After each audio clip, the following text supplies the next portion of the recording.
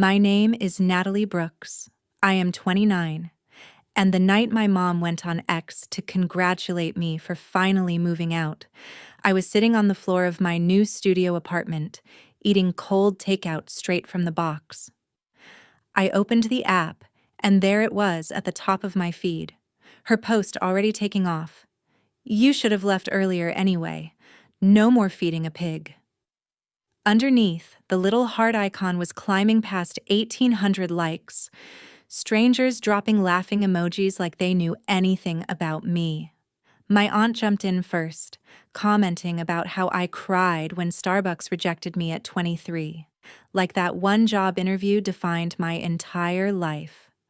My dad added before and after photos. My old bedroom, messy from years of working late nights on my laptop, next to his new man cave with a TV tossed in and my shelves ripped off the wall.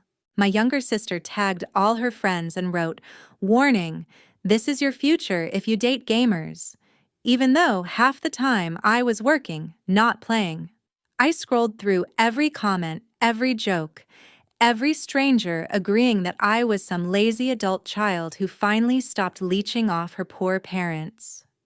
None of them knew that the house they were laughing from was legally mine, that the mortgage had been paid off by my grandmother long before, and that for years I had been quietly transferring money every month to people who never once treated me like an adult. That night, I didn't clap back, didn't write a thread, didn't call anyone. I just hit save on every screenshot, closed the app, and let them enjoy their little victory. If you think that post was just a mean joke, wait until you see what happened when I finally decided to tell the internet the whole story.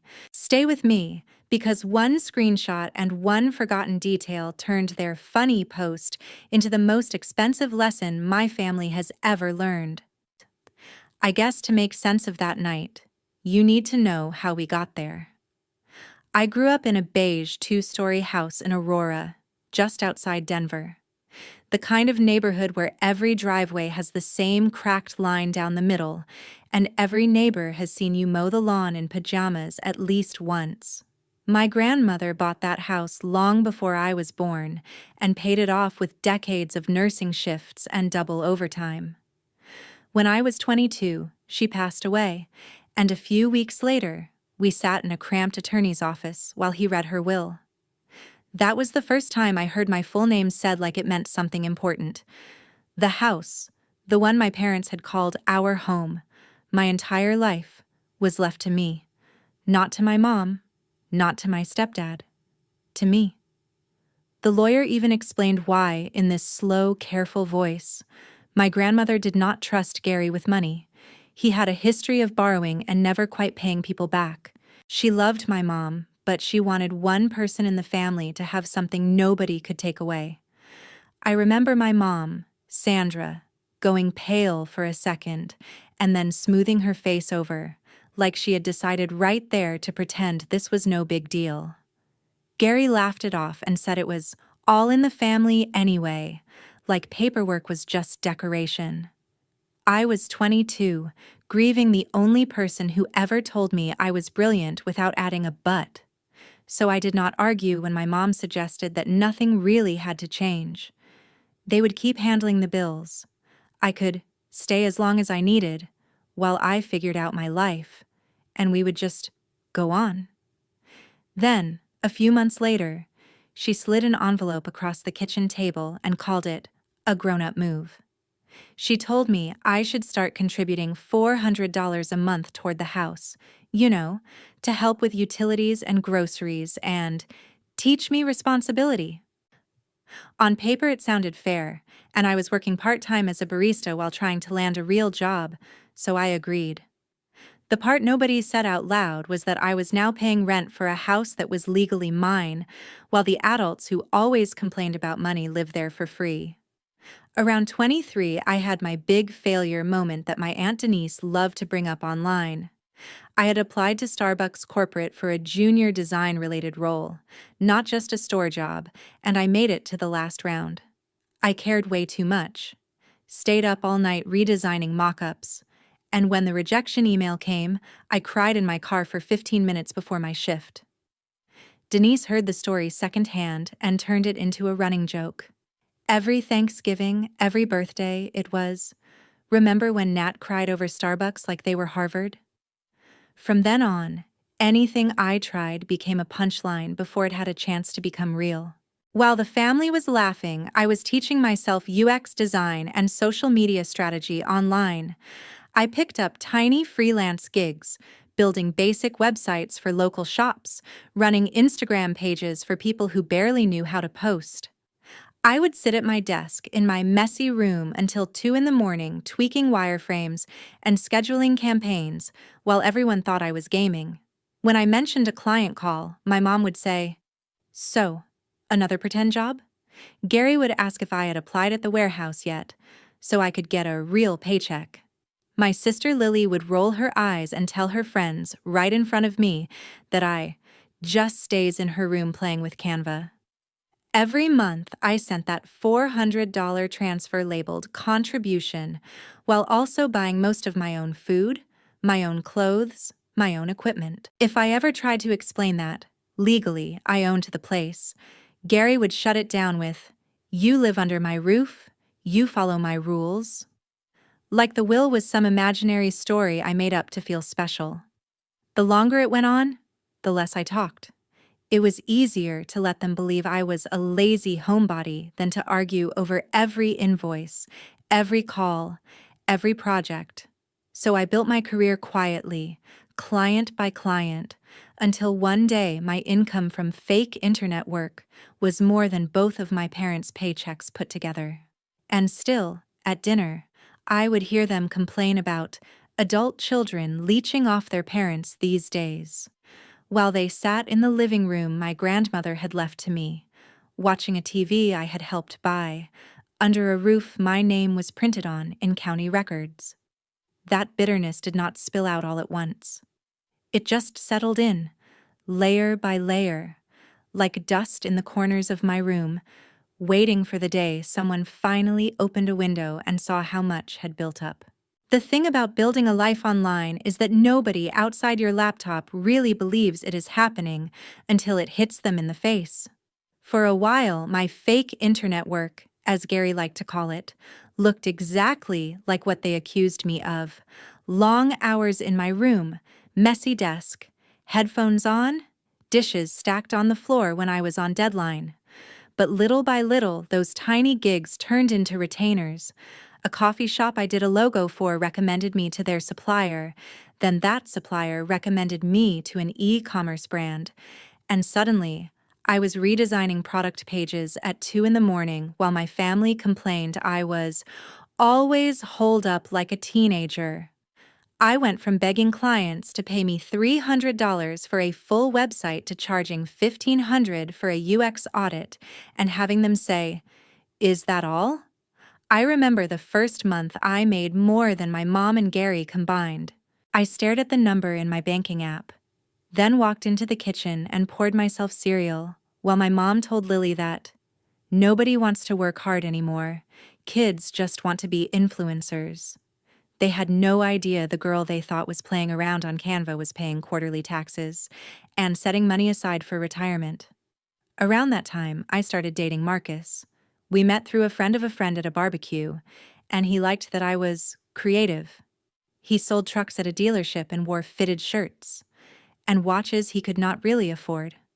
On our third date, when he asked where I lived, I told him, "I live with my parents in Aurora," and watched his face do that quick flicker before he forced a smile. I did not add that the deed was in my name. It sounded unbelievable even to me sometimes, like I was bragging.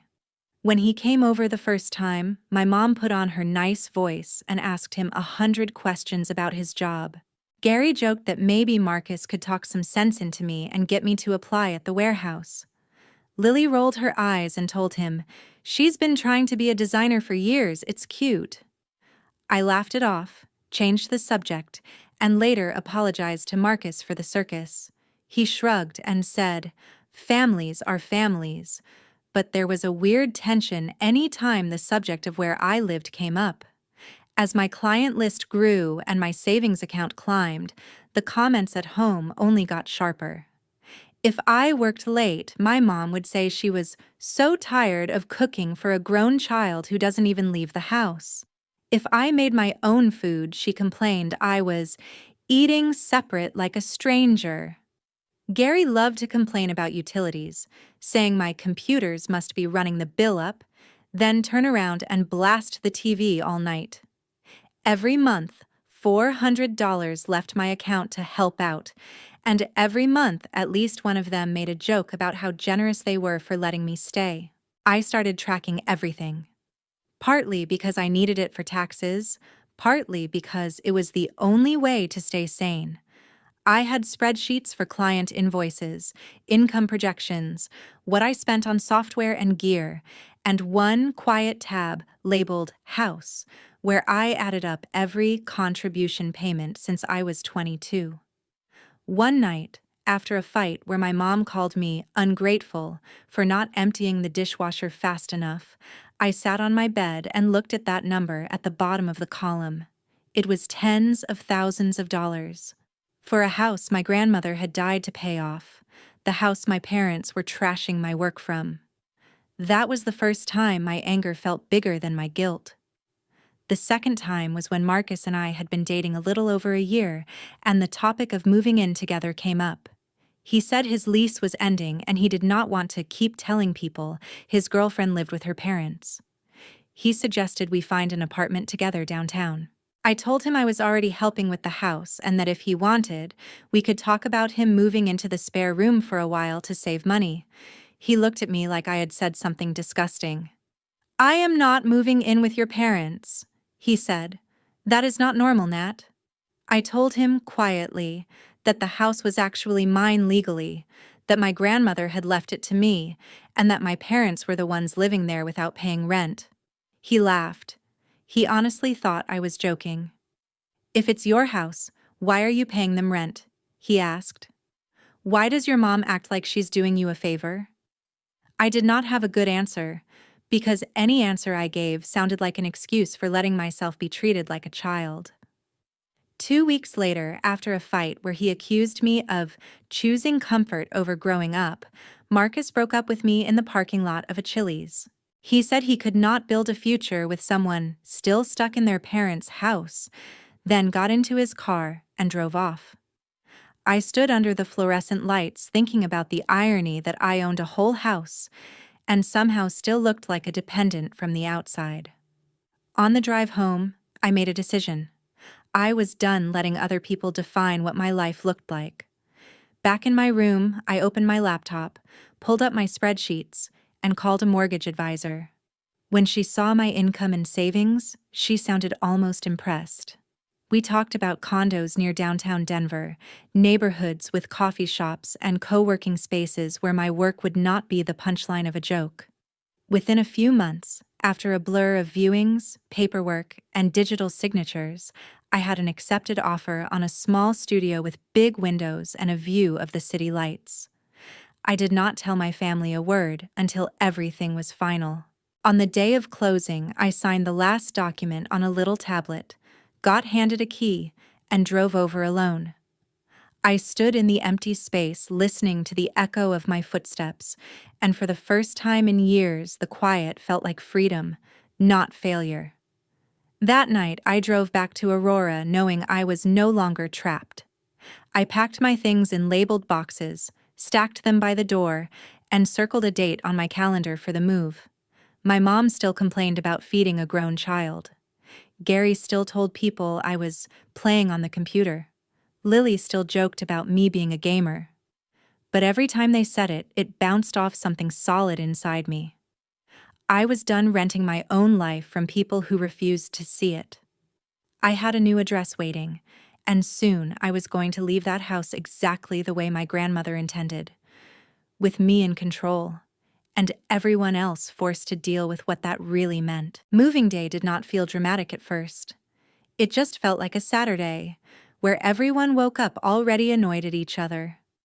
I had been packing quietly all week, folding my life into cardboard boxes in the corner of my room, while my mom complained about tripping over them and Gary grumbled about clutter. That morning, I came downstairs with my keys hooked on my finger and told them, as calmly as I could, that the movers would be there in an hour and I would be out by tonight.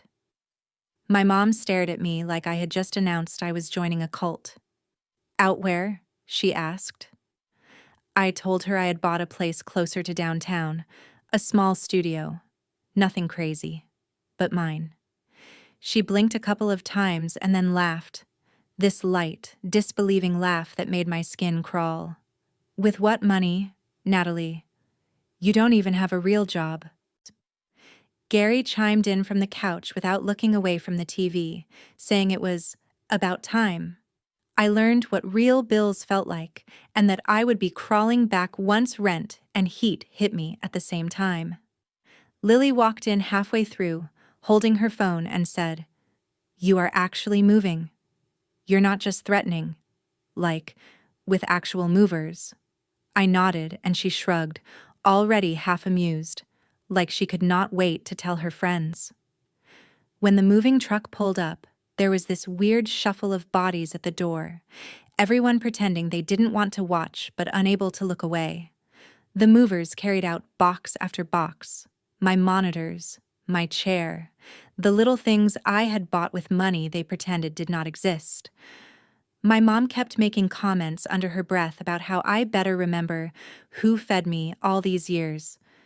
Gary joked loudly about turning my room into something useful for once, maybe a home gym or a game room for himself.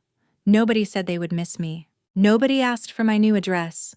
I did one last walk through my room, fingers brushing the wall where my grandmother used to lean when she came in to say goodnight, and then I walked out with my backpack and a laundry bag slung over my shoulder.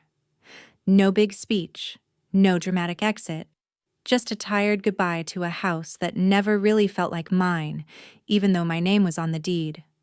The drive to my new place took 25 minutes, but it felt like crossing a border. The studio was still mostly empty when I got there, just my mattress on the floor, a couple of boxes, my laptop, and the city outside the window. I set my phone on the counter, ordered cheap Chinese food, and spent an hour putting together a wobbly Target table while some streaming show played in the background. For the first time in years, the silence around me did not feel like judgment. It felt like a reset. It was only after I had eaten half my lo mein straight from the carton that I picked up my phone again. It had a little red dot that would not go away. At the top of my feed was my mom's post, a picture of an empty plate and a wine glass with the caption, "Cheers to finally not feeding a grown child anymore. You should have left earlier, haha. No more feeding a pig." Underneath were hundreds of likes piling up by the minute, people I did not know replying with laughing emojis and mood and same. A few swipes down, my Aunt Denise had replied, "Remember when she cried at 23 because Starbucks rejected her still unemployed in her late 20s? Some people never learn." Gary had tweeted it with a side-by-side collage he'd made. My old room the week before, boxes and clothes everywhere because I was packing and working at the same time, versus the same room now with my desk ripped out, a cheap recliner in the corner, and a big flat screen on the wall. He captioned it, "From disaster zone to man cave in one day. Guess we finally got our house back." Lily had tagged half her contact list and written, "Warning, this is your future if you date gamers," like my entire career could be reduced to a joke about video games. I recognized the names of neighbors, old classmates, and even a couple of moms from my high school PTA liking and laughing along. One notification caught my eye more than the others. Marcus had liked my mom's post. No comment, no message to me, just a quiet little heart, as if to say he agreed that I was the problem and leaving was the punchline. For a second, my chest went hot and my throat tight, like I had been caught naked in front of the entire town. Then something sharper cut through it. All these people were laughing about how I had finally moved out, acting like my parents were doing me some favor by letting me go, and not one of them knew that for years I had been paying $400 a month to live in my own house while they lived there for free. None of them knew that my grandmother had signed that place over to me specifically, so Gary could not borrow against it or lose it. None of them knew I was sitting in a condo I had bought on my own income, from the same fake internet work they thought made me a joke. I scrolled back to the top of the thread, took a slow breath, and started saving. Screenshot of the original post. Screenshot of Denise's Starbucks joke. Screenshot of Gary's man cave collage. Screenshot of Lily's future if you date gamers warning. I captured the likes, the usernames, the timestamps, every small detail. Then I closed X and opened my banking app, flipping through years of $400 transfers labeled house money and my scanned copy of my grandmother's will sitting in my cloud storage. I had receipts stacked on receipts. I could have replied right then, dropped everything in a quote tweet, and watched their little party burn down in real time. My fingers even hovered over the reply box for a moment. But anger is one thing, strategy is another. Instead of typing, I set a reminder on my phone for 12 days from that night. Then I put my phone face down on the floor next to my mattress, lay back, and stared at the ceiling. Let them enjoy their joke, I thought. Let them think they finally got rid of the pig. When I answered, it was not going to be in a comment thread. It was going to be in a way they could not laugh off or pretend they never said. 12 days sounds random, but it was just long enough for the noise around my mom's post to settle into something uglier. At first, people were just laughing along, throwing in their little same comments and pig emojis. By day 12, it had become one of those local in-jokes. People in town I barely remembered from high school were quoting it when they complained about their own kids. My mom had even pinned the post to her profile. That morning, my reminder went off on my phone while I was making coffee in my tiny kitchen. I stared at the notification for a second, then opened X. Her post was still there, still pinned, still full of strangers who thought they knew my entire life from a caption about feeding a pig. I scrolled through it one more time, not to hurt myself, but to make sure I had every angle covered. Then I opened my laptop and started building my own thread. I did not start with a rant. I started with facts. The first image was a clean cropped screenshot of my mom's post. Same caption, same likes, same pile of laughing faces. Under it, I wrote in plain text that this was my mother celebrating that her 29-year-old daughter had finally moved out after years of freeloading. The next image was a scan of my grandmother's will, with all the sensitive information blacked out except for one line. The one where my full name was written next to the words, sole beneficiary of the property located at, followed by the Aurora address. I highlighted it in yellow before exporting the file. Under that, I wrote that my grandmother had paid off that house with decades of nursing shifts, and that she had left it to me on purpose, because she did not trust my stepdad with money. Then I added a screenshot from my banking app, carefully edited to hide account numbers, showing 8 years of monthly transfers labeled house money. $400 every month, adding up to tens of thousands of dollars I had contributed while living in the home I legally owned. After that came a screenshot of my client dashboard, with names blurred but numbers visible, showing my yearly income as a freelance UX designer and social media strategist.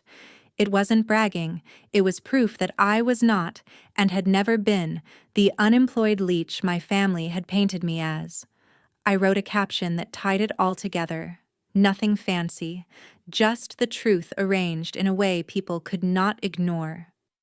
I explained that the pig in my mother's joke had bought her own condo in Denver with money she earned from the same fake internet job they mocked.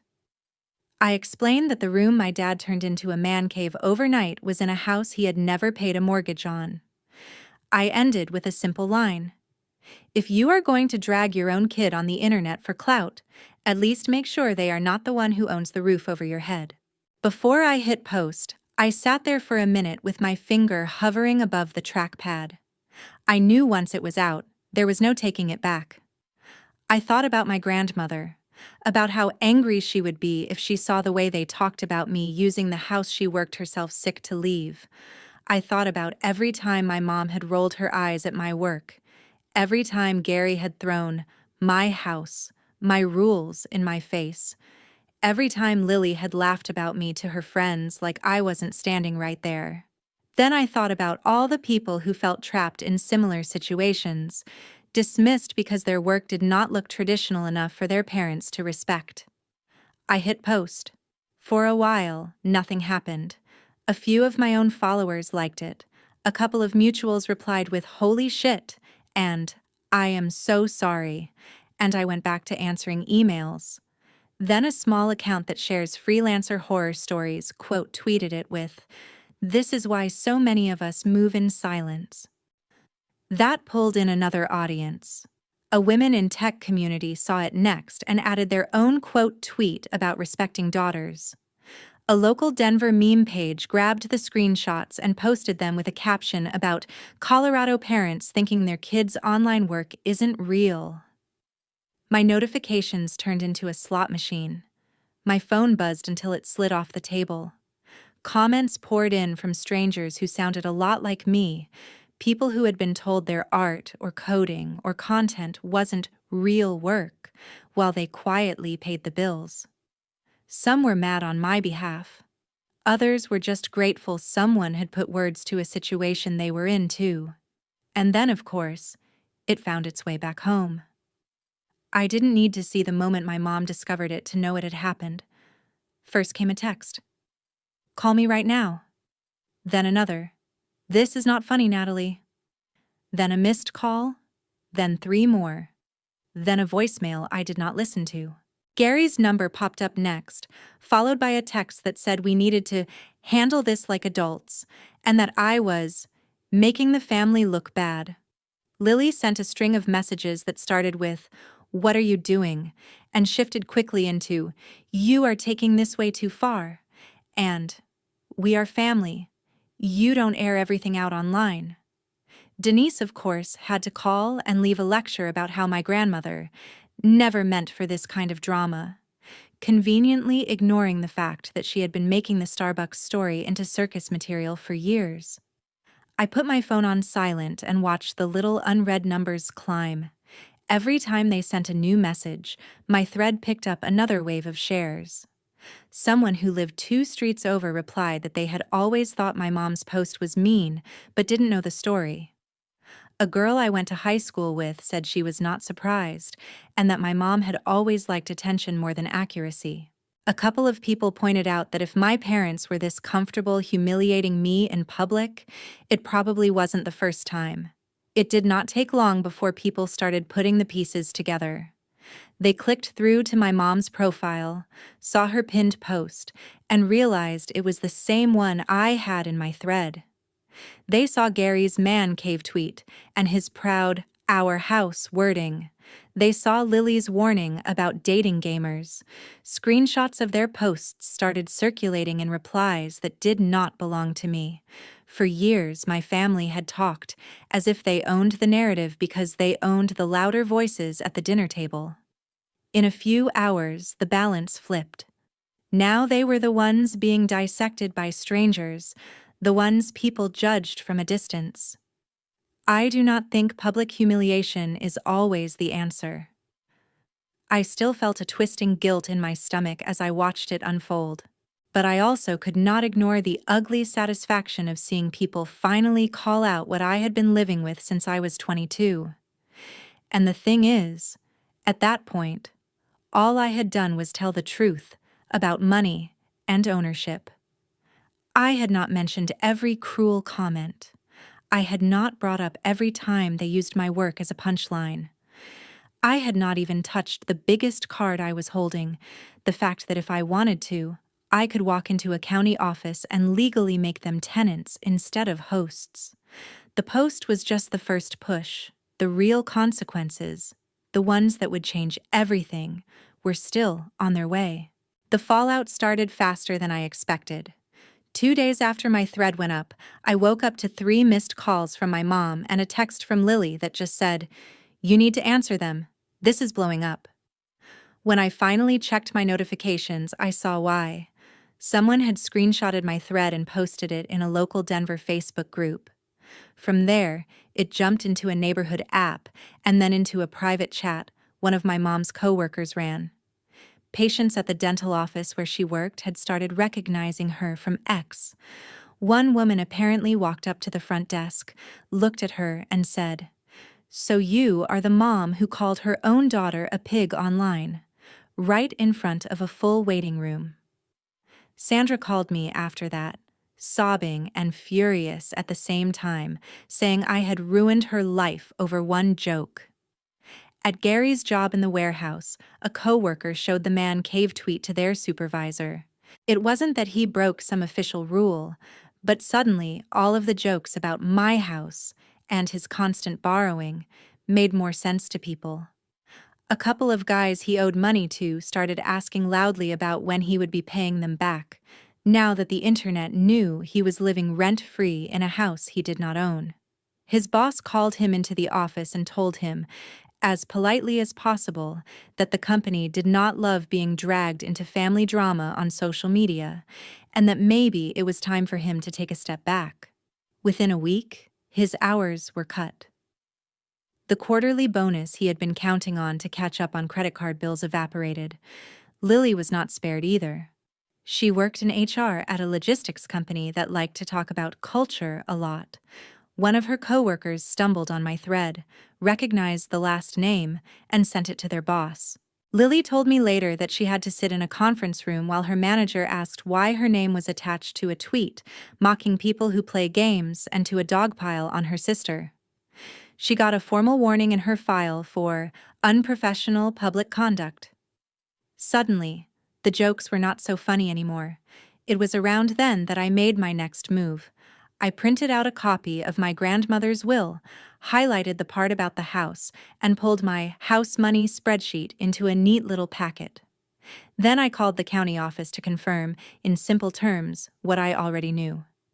The deed was in my name alone. I asked what it would take to sell. They told me. It was less complicated than I had built it up to be in my head. After that, I scheduled a meeting with a real estate agent for evaluation. I did not tell my family any of this yet. Instead, I sent them an email. It was short and dry, the kind of thing you would expect from a landlord, not a daughter. I explained that as the legal owner of the Aurora property, I had 2 options going forward. 1, we could formalize a rental agreement.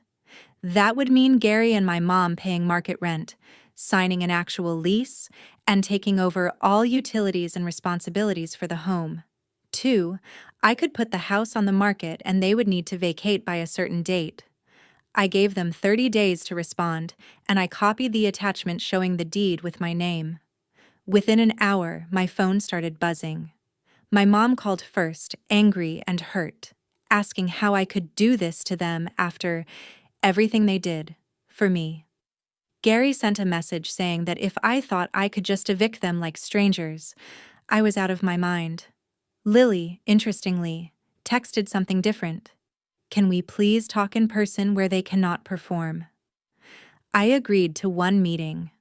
We ended up at a bland chain restaurant off the highway, the kind with sticky menus and fluorescent lights. They were already seated when I walked in, my mother's eyes red, Gary's jaw set, Lily staring down at her water glass. For a minute, nobody spoke. Then my mom launched into a speech about sacrifice, about how she had worked so hard to raise me, about how the internet did not need to know our business. Every few sentences, she circled back to that post, insisting it was just a joke, that she had been venting and never meant for it to get so big. Gary interrupted her to lecture me about loyalty and keeping problems in the family, as if I had not spent 7 years trying to do exactly that. When they finally ran out of steam long enough for me to speak, I didn't yell. I laid my folder on the table, opened it to the highlighted line in the will, and slid it toward them. I reminded them, calmly, that this house had been left to me by a woman who did trust me to be responsible with it. I pointed out that for 8 years I had paid $400 every month to live there, on top of my own expenses, while they lived rent-free. I told them that if we were going to talk about doing things to family, maybe we should start there. Lily spoke up then, her voice quieter than I had ever heard it. She admitted she had known about the will but never really thought about what it meant, that she had joined in on the jokes because it was easier than being the only one defending me. She said she had deleted her comments and locked her profile after my thread blew up. For the first time, she said, "I am sorry," in a way that did not sound defensive. My mom sniffed and said that did not erase the humiliation she felt at work. Gary muttered that men at the warehouse would never let him live this down. I shrugged and told them the truth. The humiliation they were feeling now was just a tiny fraction of what it felt like to be painted as a lazy freeloader in front of hundreds of people when I had been carrying more weight than they ever admitted. I reminded them that I had not revealed anything they had not proudly posted themselves. Then I brought it back to the practical. I told them my decision was made. I was not going to be their invisible landlord, quietly paying for everything while they mocked me. They had 30 days to decide whether they wanted to sign a real lease at a fair market rate or move out so I could sell the house. My mom started crying again, saying they could not afford full rent now that Gary's hours were cut. Gary tried to bluff, saying they would find some way to fight it in court, but the way his eyes flicked down to the highlighted will told me he knew he had no ground. Lily wiped her face and asked if I would really sell the house my grandmother had loved so much. That question hurt more than I expected. I told her I had thought about it a lot. Keeping the house the way things were felt like a second funeral for my own future. Selling it, using that money to build the business my grandmother always encouraged, felt more like honoring her than letting her hard work fund my parents' ego. The conversation went in circles for another hour, my parents bargaining and guilt-tripping and accusing, trying every tactic they had used on me since I was a teenager. In the end, nothing they said changed the math. When the 30 days were up, they had not come up with a lease agreement or a plan to afford rent. They packed their things into borrowed trucks and moved into a small rental farther out, one they could actually afford on Sandra's now reduced income and whatever work Gary could scrape together. I signed the listing agreement with my agent the next day. A few weeks later, after open houses and offers, I sat in another cramped office, signed another stack of papers, and watched as the number from the sale hit my account. It was more money than I had ever seen in one place. Years of my grandmother's labor and my own finally converted into something I could steer. I walked out into the Colorado sun feeling like I had finally stepped out of a story someone else had written for me. The house was gone, but so was the version of me who stayed quiet while everyone else laughed. What I did with that money, and what happened to my family after, would end up being the part people argued about the most. But for the first time, the next chapter was going to be on my terms. I did not go out and buy a sports car or a pile of designer bags with the money from the sale. The first thing I bought was a heavy wooden desk that did not wobble when I typed. I set it by the window in my Denver condo and turned that corner into my command center. Then I rented a small office downtown. Nothing fancy. Just 2 rooms above a nail salon with good light and cheap rent, and I put my name on the door. Brooks Studio. It felt surreal the first time a client came up the stairs and shook my hand in person, looked around at the framed mock-ups on the wall, and said, "So this is where the magic happens." For years, I had been doing the same work from a bedroom people called messy. Now it finally looked like what it always was. Real. With the cushion from the house sale, I could say no to clients who treated me badly. I could bring on a part-time assistant, a college kid whose own parents thought graphic design was a hobby. I paid her fairly, put her name on projects, and made sure she never had to apologize for working from a laptop. The story of what happened with my family did not stay contained to X. Someone posted a summary on Reddit. It made its way into a few TikTok videos, and I would occasionally hear my own words paraphrased in podcasts or group chats. I watched people argue about whether I had gone too far, whether selling the house was justified, whether calling out your parents online was ever okay. Every time it resurfaced, my follower count bumped up, and a fresh batch of messages landed in my inbox. Some were angry, usually from people who sounded a lot like my mom. Others were from daughters and sons who had grown up hearing the same jokes about being lazy, ungrateful, or still at home, even while they quietly kept everything afloat. I answered as many as I could without turning my whole life into customer service for other people's pain. I told them what I wish someone had told me at 22, that you are allowed to set boundaries with family, that they gave you life is not a blank check for them to spend your self-respect, and that work that happens on a screen is still work. My own family did not disappear. Sandra and Gary ended up in a cramped 2-bedroom in a cheaper suburb. Gary bounced between temp jobs for a while before settling into night shifts driving deliveries. My mom kept her position at the dental office but never got back the extra hours she lost. The waiting room whispers faded eventually, but the bruise to her pride lingered. For a long time, she and I barely spoke. Birthdays passed with nothing more than a short text or a forwarded meme. It would be easy to say that felt good, that cutting them off was clean, but the truth is, grief is messy even when you are the one who packed the boxes. Sometimes I miss the version of my mom who used to braid my hair before school, the version of my stepdad who grilled in the backyard on summer evenings. But missing who people used to be does not mean you owe your current self to who they are now. Lily was the first bridge back. She came to see my studio one afternoon, nervous and quiet, and stood in the doorway looking at my workspace like she had walked into another universe. She apologized again, not just for the tweet, but for every time she had joined in to avoid being the odd one out. She said my thread had forced her to look at herself the way strangers did for the first time. We are not best friends now, but we talk. She sends me job postings that might fit my clients.